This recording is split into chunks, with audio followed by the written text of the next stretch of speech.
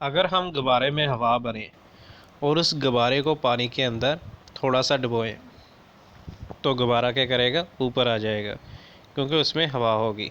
चलो उसमें हवा हो या ना हो, आपने देखा होगा कुछ चीज़ें आप पानी में डालें तो वो ऊपर आ जाती हैं। इसी तरह अगर कोई लकड़ी वगैरह हो छोटी, वो आप नीचे डालें तो वो ऊपर आ जाएगी।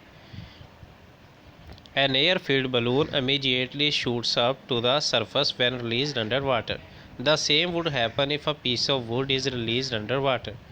We might have noticed that a mug filled with water feels light underwater, but feels heavy as soon as we take it out of water.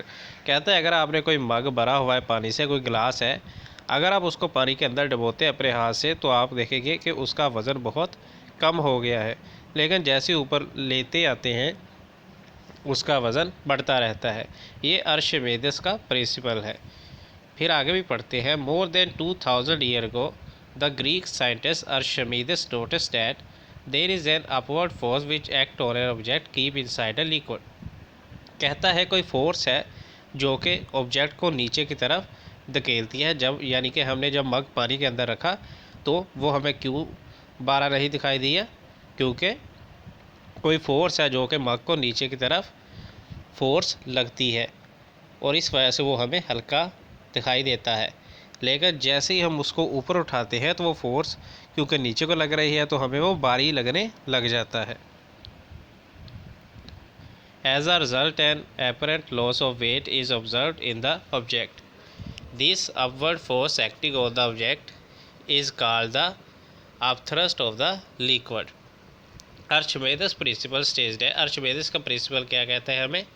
When an object is totally or partially immersed in a liquid and upthrust acts on it equal to the weight of the liquid it displaces.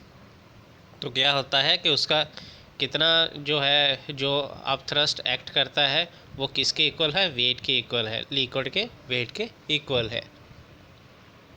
तो यहाँ पे उसने एक right side पे अगर आप देखें तो उसने एक बार दिया है जहाँ पे ए ऑब्जेक्ट है हमारा और वहाँ पे फोर्स F1 लग रही है और फोर्स F2 उसको ऊपर उठाए हुए है और फोर्स F1 जो है उसको नीचे की तरफ धकेल रही है। इस तरह हाइट 1 है उसकी और हाइट 2 भी आप देख सकते हैं उसकी। ठीक है।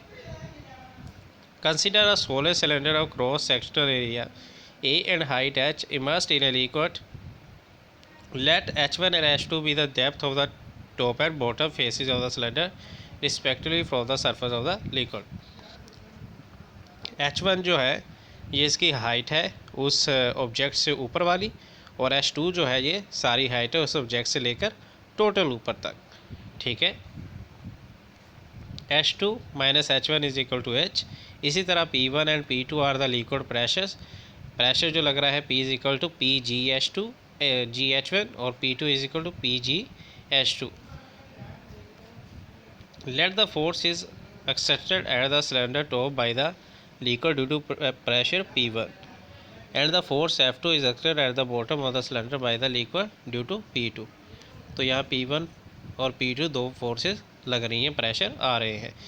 F1 is equal to P1A और F2 is equal to P2A, PGH1A PGH2A। तो यहाँ पे फोर्सेस एक्ट कर रही हैं F2 माइनस F1। इसी तरह PGH2A को कर दिया है PGH1 के साथ minus, PGA H2 minus H1 आ गया, PGA H2 माइनस H1 किसके इक्वल था? H के, वो यहाँ पे आ गया और PGV हमारे पास यहाँ पे आ गया। Here AH is the volume V of the cylinder and is equal to the volume of the liquid and displaced by the cylinder. Therefore, PGV is the weight of the liquid displayed.